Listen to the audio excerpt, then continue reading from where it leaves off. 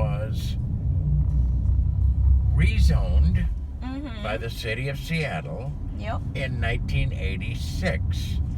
And you ask, well, why did they rezone it? Because in 1987, Mm-hmm. they bulldozed all the stones. Well, why did they bulldoze the stones? To put in a sewer main. To put in a sewer main. Now, there's a very old English jingle, and it's called, "They're moving Father's grave to build a sewer. They're moving it regardless of expense. They're moving it to put in sewer for a posh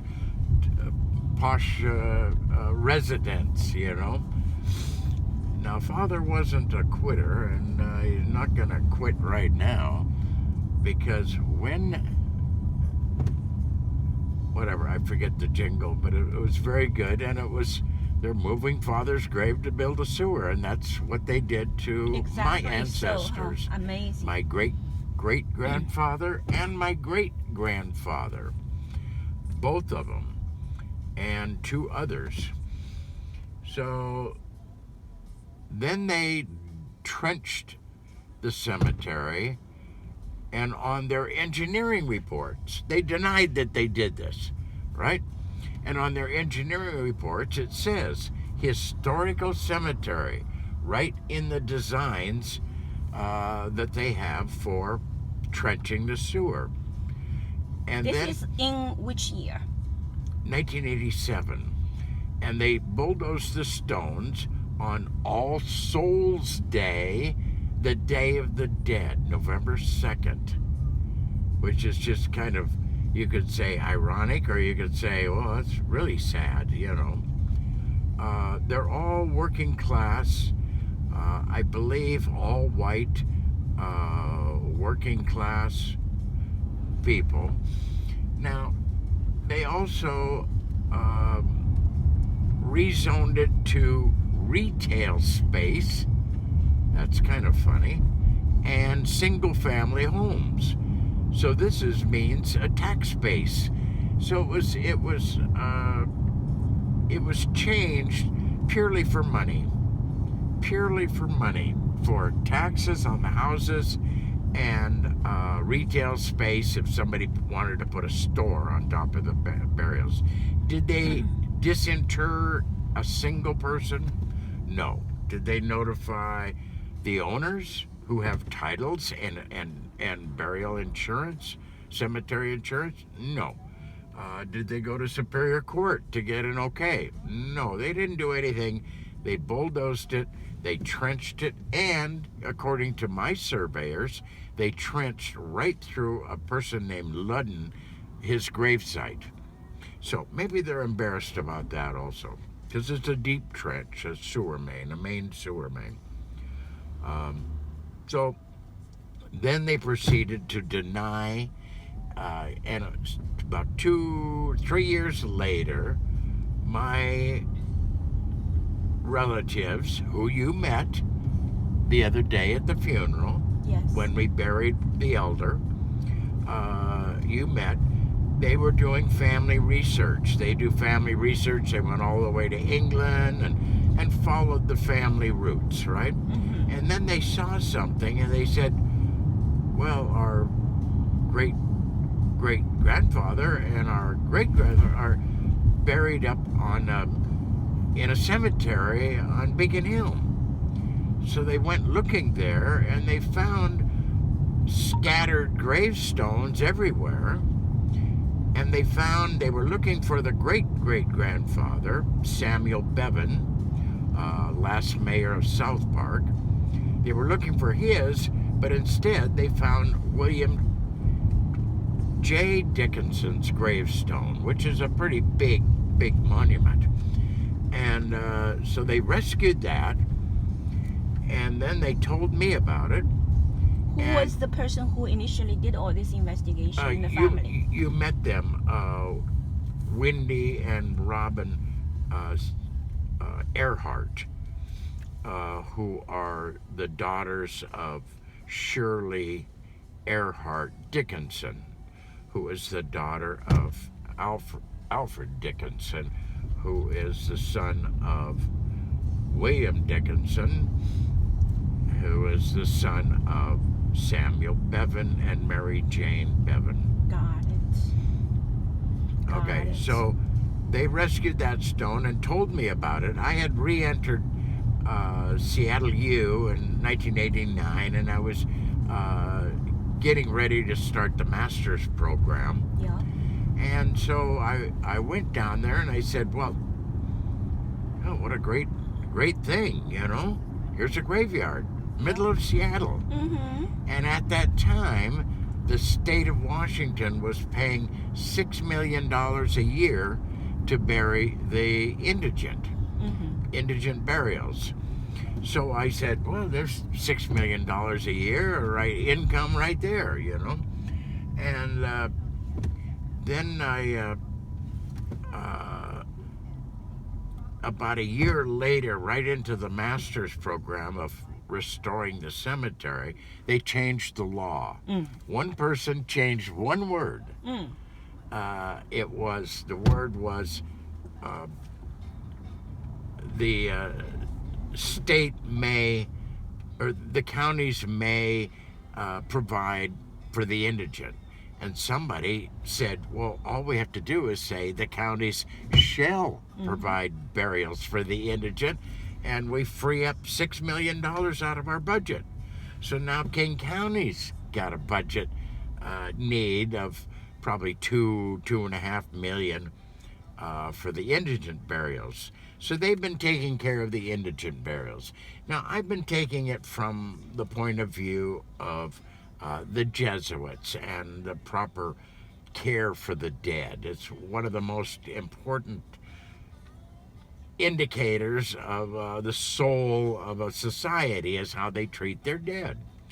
So I, was taking it from that point of view.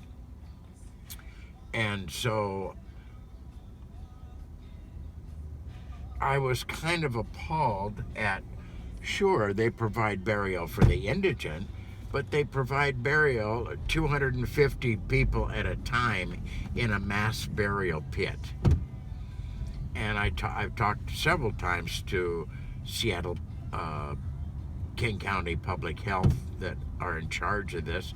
I said, well, if I'm Bob and I find out my uncle has died indigent in Seattle, how can I get his? Well, we have a record of where it is, but it's very, very expensive to retrieve his ashes. They burn all of them, and so anyhow, so I said, well, there's a need. In fact, I talked to him several months ago, and he said, yeah, we're getting ready to have a mass burial done in Renton at a cemetery down there, probably about 250. As soon as my closet gets filled with burial, with ashes, boxes of ashes, then I have a burial, mass burial. So I thought, well, that's not very nice either if I wanted to come visit. And the whole thing about the cemetery, how can I come and visit? I can come visit a rock. And actually the proper term for a gravestone that doesn't mark anything is a cenotaph. And I can go visit a cenotaph laying in the ground, but it's not the respect that person who is in the ground deserves. So I took the fight. Now, 22 other groups have also tried to clean up the graveyard. When I say clean up the graveyard, in Seattle, within a year, it's 5 feet high in blackberries. So if it's not tended to, within months it goes back to nature. So 22 other groups have been trying to save the graveyard of the very first people off the boat, and the Native Americans, the Duwamish tribe. Cecile Hansen has been on my board since 1991, or whatever it was, and but they've got their own things to do, so I took it upon myself.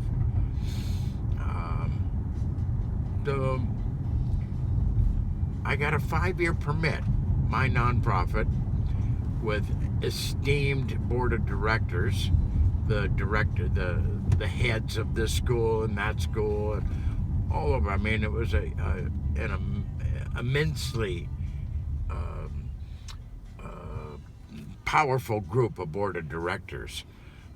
The head of the Institute of Public Service, the head of Seattle Vocational School, Dr. Norwood Brooks, the head of Seattle University Library, and other people. And so... And the name of the nonprofit is? Was United States... the United States... PERC. The PERC, okay. Yeah, U.S. PERC. U.S. PERC. And I formed this, it's called the Recovery Council. Yeah. Post-enumeration Recovery Council. Okay. And it was named after that because of the census that was done in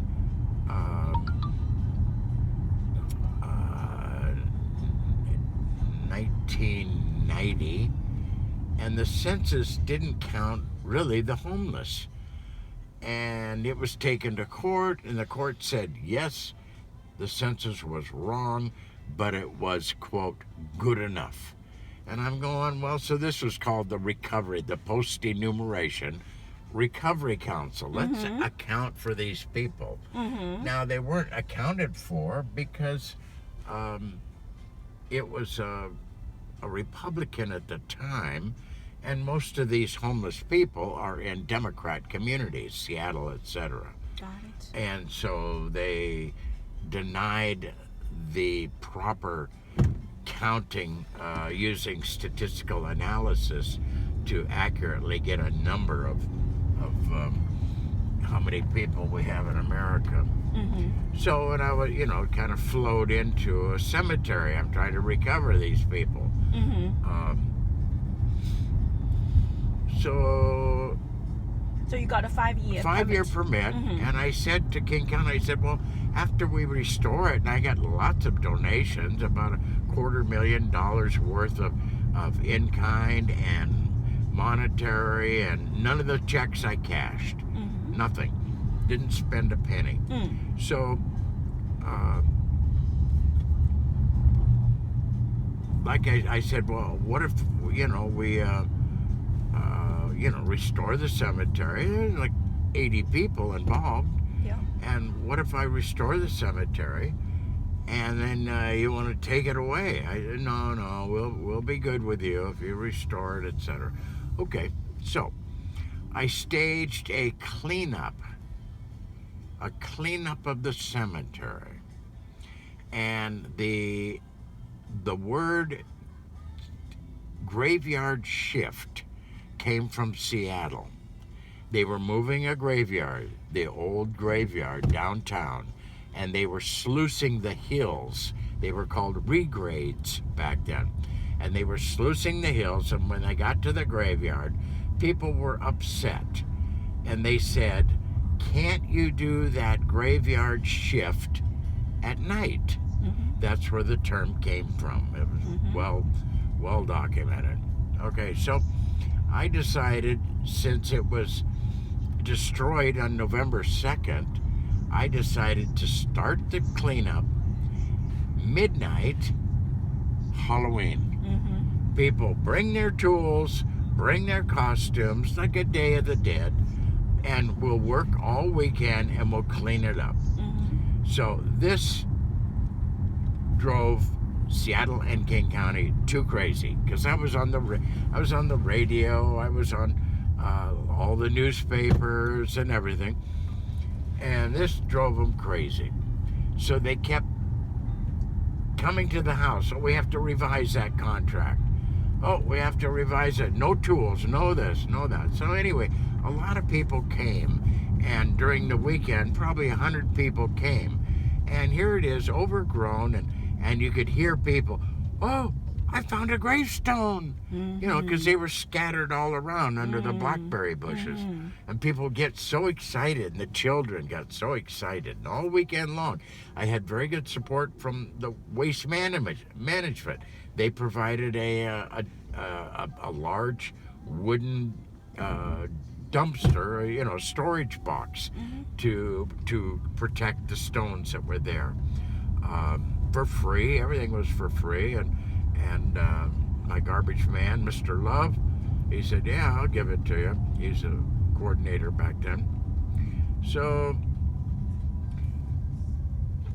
of course, this upset the neighbors. You know, oh, I don't want a graveyard, and I had gone to every neighborhood house, 11 of them, and told these 100% minority, 2 families from Ethiopia, 1 from Samoa, 1 African American local, 1 Filipino family, 1 Chinese, 2 Vietnamese, and I explained to them, I gave them the papers, I said, your house is in a cemetery. They called the city of Seattle.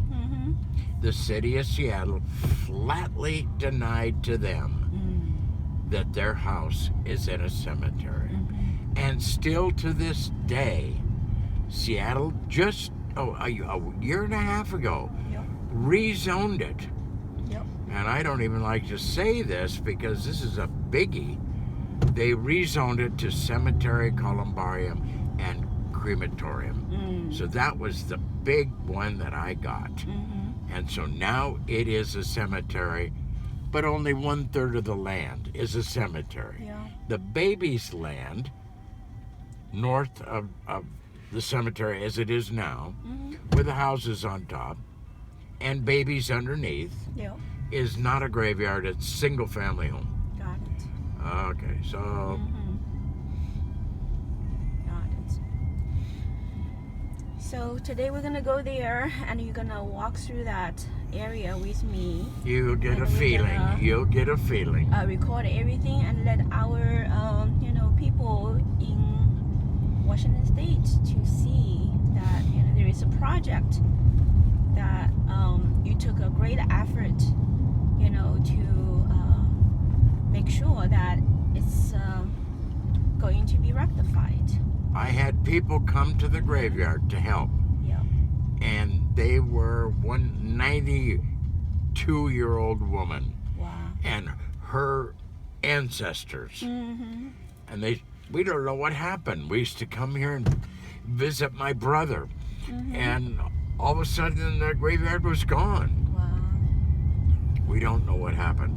Lots of ancestors. They brought their titles. They brought their papers of burial insurance. And they brought their pictures. The first female doctor in Seattle is buried there. Lots of people. Lots of important people. I would like to go over the information of those people who were in that graveyard and their headstone were all, disappearing, not attended.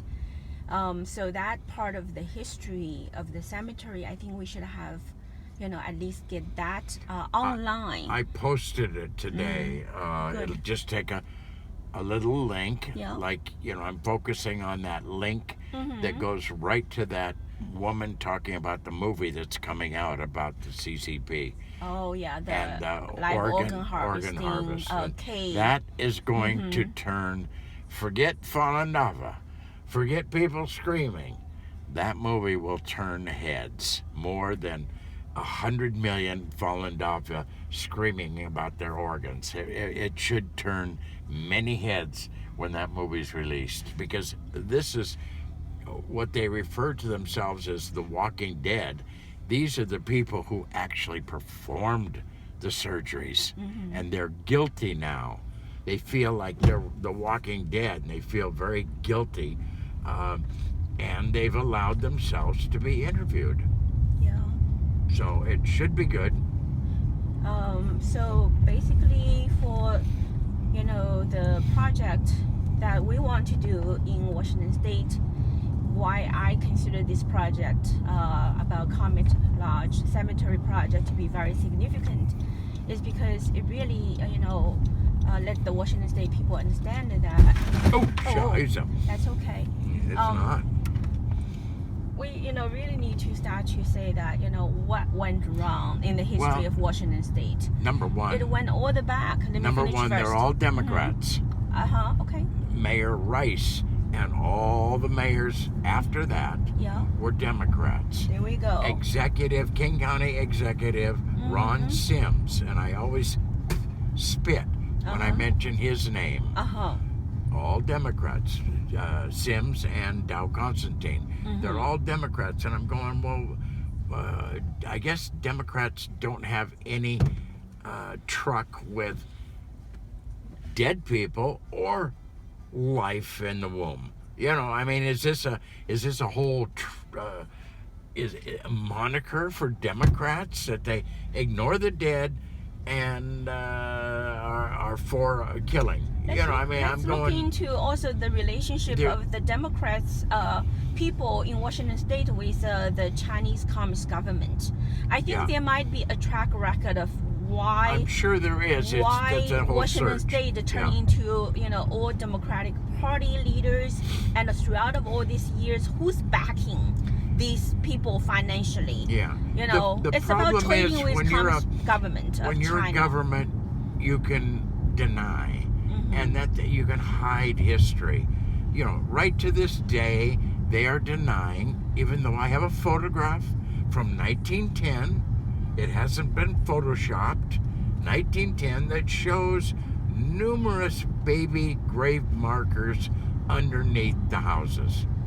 And the markers were all removed back in the 20s, and then, things progressed and on and on and on. But, here's a photograph. What more do you want?